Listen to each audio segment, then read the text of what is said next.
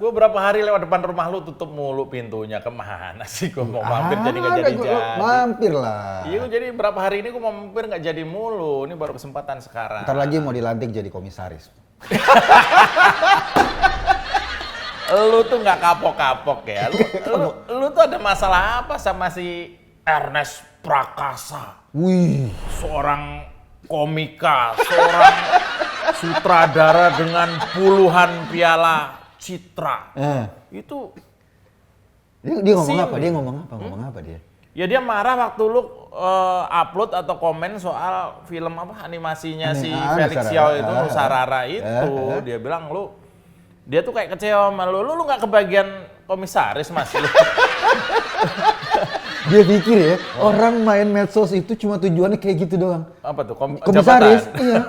Ini medsos kan sarana main-main aja. Iya, sarana komunikasi, sarana update slang, main gitar, komisaris. Iya kan? Jadi nggak ada hubungan, main gitar bisa. Lah, kalau mau jadi komisaris, minimal harus kayak Abdi. Kenapa? Iya, dia memang punya perusahaan banyak. Dia memang konsisten membela Pak Jokowi dan seterusnya gitu. Kita kan cuma main-main doang. Kita ini main-main aja. Jadi lu gimana tuh? Gua ini kan ada film nih, film kartun. Film kartun soal anak-anak Indonesia. Nusarara itu. Itu gue cuma bilang, ini kok Nusa pakaiannya ya? Lu pernah lihat orang demo-demo nggak di 212 atau di jalan gitu, orang demo-demo? Pakainya daster. Biasanya cowok tuh pakai daster, celananya cingkrang, terus pakai sendal kulit kayak gitu. Iya, sendal gunung. Kayak Taliban waktu film Rebo tuh. Kayak gitu lah modelnya. Gue komentar dong, ini bukan pakaian anak Indonesia nih, jarang anak Indonesia kayak gini. Ini pakaian anak Afghanistan. Oh iya, budaya sana. Jadi gue cuma bilang gitu. Kalau ini dipotret sebagai anak Indonesia, nanti orang luar beranggapan Indonesia kayak gitu pakaiannya. Karena film dan itu menyebar kemana-mana. Buat gue sih cuma gitu doang. Gue cuma bilang, lo jangan bangga bahwa ini adalah promo anak Indonesia. Gitu loh. Karena kan pakaian kan. Tapi emang bukan sih menurut gue. Maksud gua film anak-anak apa tuh? Nusantara. Gua kira itu Nusantara loh. Gua nggak tahu. Kan ada kesan-kesan begitu kan. Iya. Tapi memang gua lihat ya berapa yang di YouTube itu tidak mencerminkan budaya kita. Itu. Budaya kita nih anak-anak kecil yang masih bayi, ya nggak harus dipakein kerudung kan anak bayi. Orang Quran aja bilang yang udah balik ini belum balik pakai kerudung. Seolah-olah anak kecil dipotret dengan kacamata orang dewasa. Oh, pantesan tuh ada satu episode di film itu. Gimana? Ada dialog. Bukan di YouTube apa di film? Di YouTube. Ya. Ada dialog di YouTube di Nusarara itu ketika si tokohnya itu disuruh cium tangan ke bibinya, dia bilang, "Oh, nggak muhrim." Anak kecil. Mungkin kayak itu dialog anak kecil itu. Anak pentil. Ya pentil, maksud gua pentil tuh masih kecil. Ya. Udah ngomong kayak gitu, pikirannya udah Gue juga gitu kalau suruh cium tangan yang bukan saudara gua pasti bilang bukan muhrim. Kalau cakep lain lagi. Udah gede, udah wajar, udah bisa udah bisa mengeras sendiri. Ikat pinggang lu. Iya. Ini anak kecil, bro. Anak kecil tuh boro-boro mikirin muhrim. Ya dia main-main, otaknya masih polos. Mikirin orang itu nggak ada bedanya. Dalam artian semua dianggap ya sama-sama aja, santai dia main. Itu yang lu khawatirin apa? Yang gue khawatirin ini adalah terhadap anak-anak, maksud gue apa? Terhadap anak-anak terjadi eksklusivitas. Jadi ini gitu tuh golongan gua, bukan golongan lu, itu maksudnya? Iya, satu itu. Yang kedua, membiasakan bahwa ini bukan potret anak Indonesia. Emang sudah ada kira-kira apa kejadian atau apa yang... Lo kemarin di Solo. Ada apa di Solo? Kuburan yang ada makam Kristen, makam Muslim, dirusak sama anak-anak kecil. Anak kecil mainannya udah nyabut-nyabut salib itu? Nyabut salib di kuburan, nyabut makam-makam itu dirusak. Kenapa? Karena doktrinnya sama nih, sama doktrin yang dibawa Felix Xiao. Nggak boleh ziarah kubur. Gitu loh. Nggak boleh menghormati makam, makanya makam dirusak. Ini sama. Nggak ada tuh ajaran misalnya Nusa Rara tuh nanti besok ziarah kubur tuh nggak ada, gue yakin. Sama, doktrinnya sama. Pertama kalau nggak boleh ziarah kubur, itu kasihan tukang kembang. UMKM nggak jalan, ya kan? Kita pikir positifnya. Yang kedua, ini minoritas nih kasihan banget.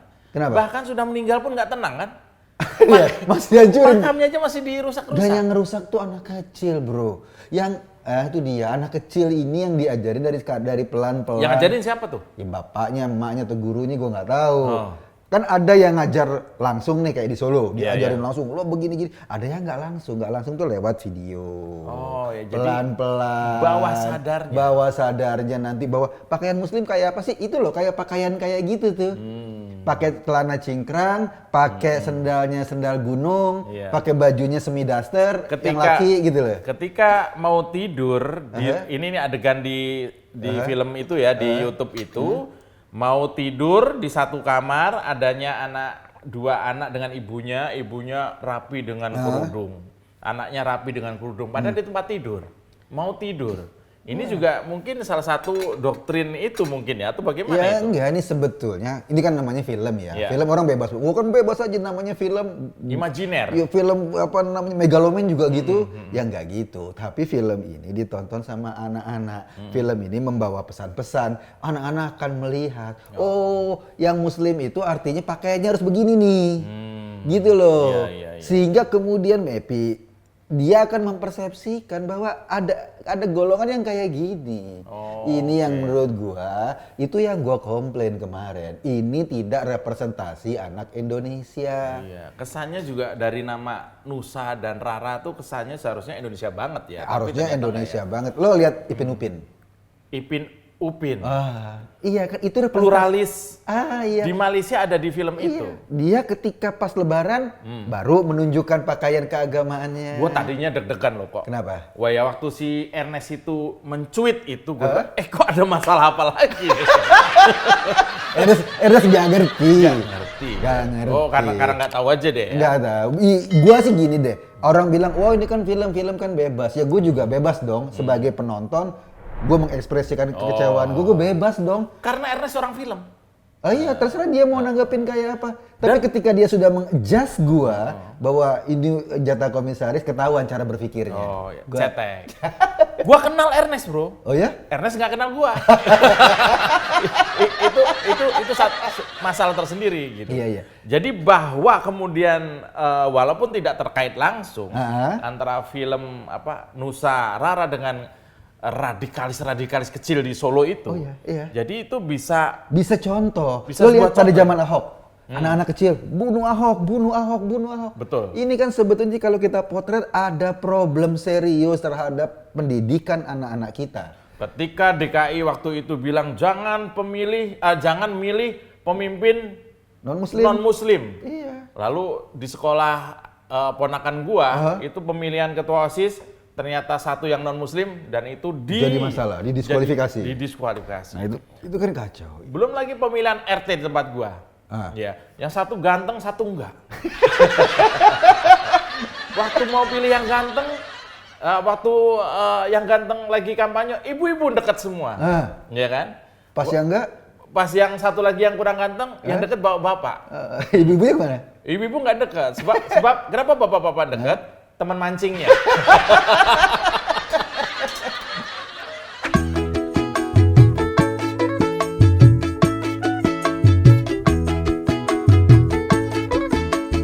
Nih, kok baju yang gua pakai. Itu ini warna-warni itu batiknya keren banget. Ini batik Bhinneka Tunggal Ika. Batik Bhinneka. Itu yang suka dipakai Gibran. Gibran pernah pakai ini ya? Iya, pakai ini untuk mempromosikan UMKM. Bhinneka Tunggal Ika di Solo. Yang bergambar pahlawan. Tapi Gibran keren loh. Itu sekolah yang kemarin yang buat anak-anak itu, bukan sekolah apa ya, lembaga pendidikannya lah. Yang anak-anak ngerusak kuburan itu dibubarin bro. Itu memang pemimpin tuh mesti tegas kayak gitu. Iya, harus yang tegas. Menyangkut radikalisme, apalagi kemudian menolak keberagaman, intoleran, harus dibubarin. sikat. Lu selain Gibran siapa lagi?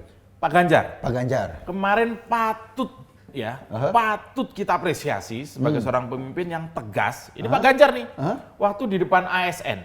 Oh iya. Ya, jadi sebelum mulai kerja lah ibaratnya ya, dibacakan.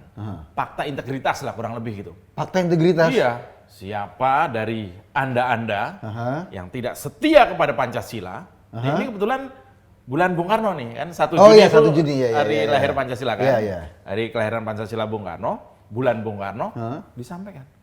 Barang siapa Anda, ini kepada ASN nih di Jawa Tengah nih. Anak buahnya semua nih? Anak buahnya yang tidak setia kepada Pancasila, out. Langsung kayak gitu? Langsung. Luar biasa. Itu. Nah kita butuh yang kayak gini. Ganjar ini kan prototipe menurut gua ya. Seharusnya kan beberapa kepala daerah lain juga nyontoh seperti ini. Oh iya. Kalau misalnya dia COVID.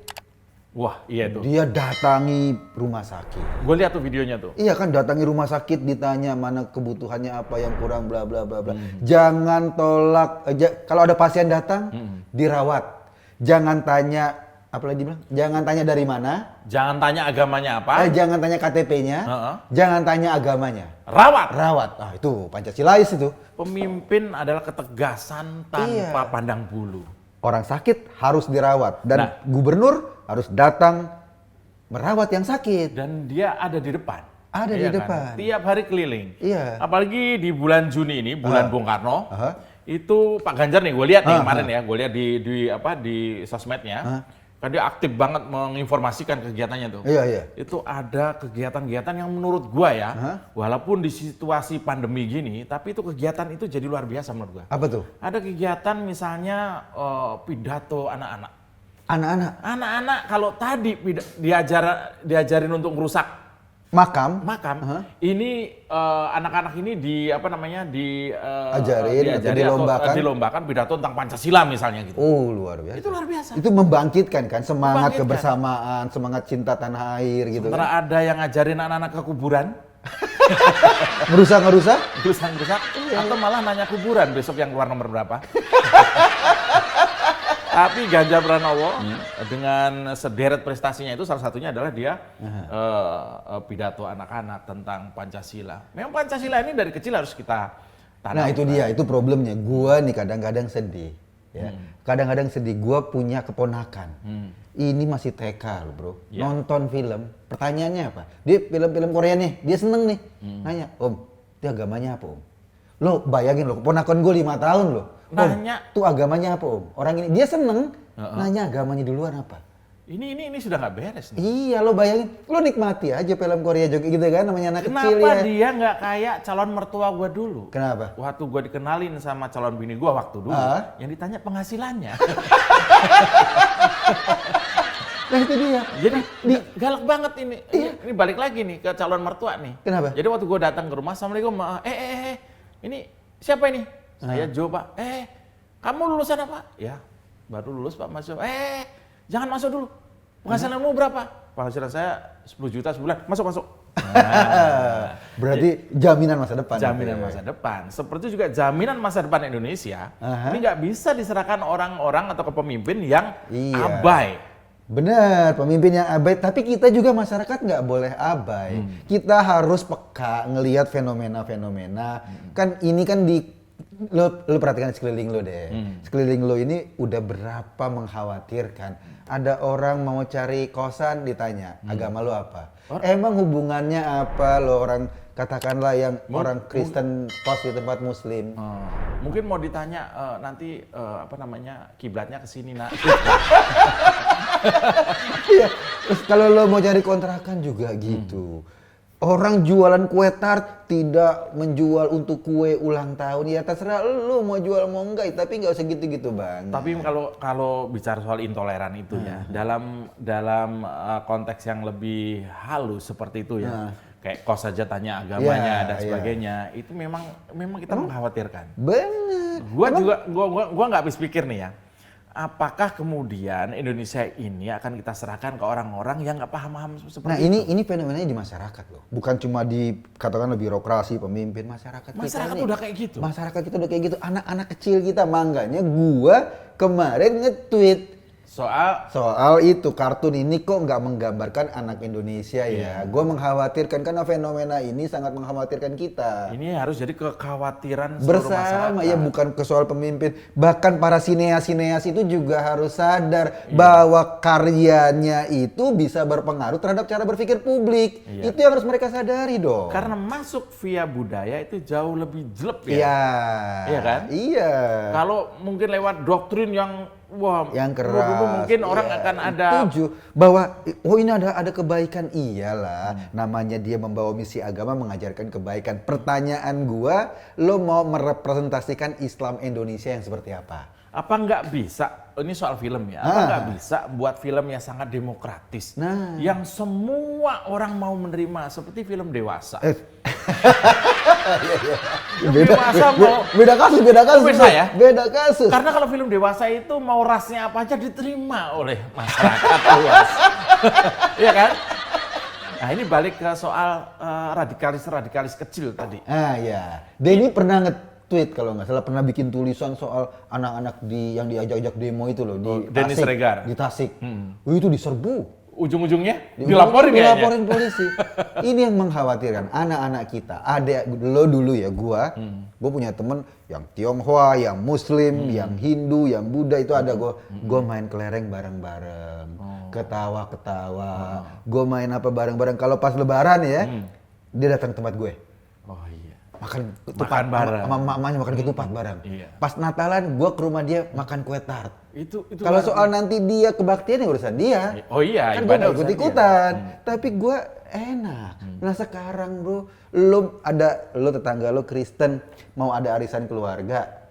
Kan biasa kalau kayak kita di Muslim ada arisan, ada pengajian. Iya. Ini kan ada sedikit doa-doa gitu kan, nyanyi apa. Iya, betul. Digerebek. Nah ini kan kacau. Ada orang doa digerebek. Digerebek. Ya, sementara ada orang yang lain nggak digerebek. Nah itu dia. Ini kok hobinya gerebek ya? Ada orang doa, ada orang doa digerebek, ada orang sidang digerebek kemarin itu. Makanya. Jadi fenomena kita ini, masyarakat kita mengkhawatirkan. Wajar kalau kemudian gue kasih warning. Kita udah kayak gini loh. Mana himbauannya harus beda bro. Kenapa? Lu, anak-anak lu daripada mungkin nonton kartun yang punya potensi mendoktrin, kemudian menjadi radikalis kecil, atau mendoktrin sehingga dia tidak tahu atau tidak sadar bahwa kita tuh beraneka ragam. Lebih baik lu suruh nonton misalnya Prakontro misalnya. Terlalu dewasa. Tapi lo harus ingat bahwa yang menjadi otak di belakang Nusarara itu itu adalah Felix Xiao, dan Felix Xiao ini adalah dedengkotnya HTI, Hizbut Tahrir Indonesia. Targetnya mau merusak Pancasila, mau merusak Indonesia, mau mendirikan khilafah. Nah itu harus sadar itu deh. Gue juga lagi nyari-nyari film, jangan-jangan ada sosok di belakang film itu. Apa? Ya, kalau gue lihat ini ada film yang isinya maki-maki mulu. Apa tuh? Ya nggak tahu nih, lagi nyari nih, ada kartun nih. Gua curigai ini jangan-jangan di balik itu adalah Sugi Nur. Ya siapa tahu kan, gua lagi cari-cari. Gitu. Ada film yang anak kecil, saudara. Nah, kalau ada orang pakai kerudung, saudara. Wah ini jangan-jangan kan gitu. Makanya kita harus teliti ya. Ya lo harus teliti lah, jangan sampai kita menumbuhkan ini kan kayak ini ya, kayak tumbuhan ya. Jangan sampai lo menyuburkan mereka. Tapi ini berapa malam belakangan ini bapak-bapak sepakat dengan satu tontonan bro. Apa tuh? Piala Eropa.